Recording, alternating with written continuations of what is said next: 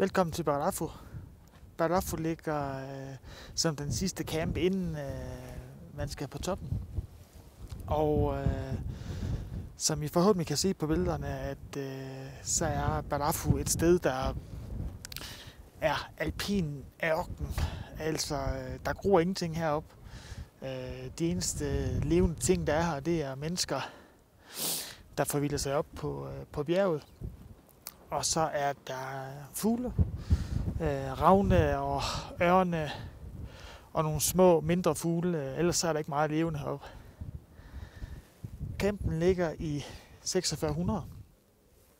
4600, det er relativt højt.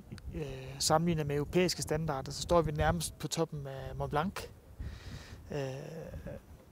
Så ikke et specielt rart sted at være. Det er koldt, det blæser. Og når man så ligger sig ind i teltet for at få noget varme, så er der rigtig meget varme, fordi så er der læ, og så er solen direkte på teltet. Man kan vist roligt snakke om højfjeldssol her. Men det er den sidste lejr,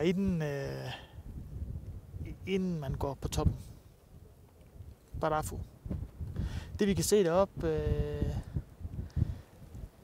omkring Kilimanjaro er, at vi kan kigge op på Stella Point og selve Uhuru Peak. Så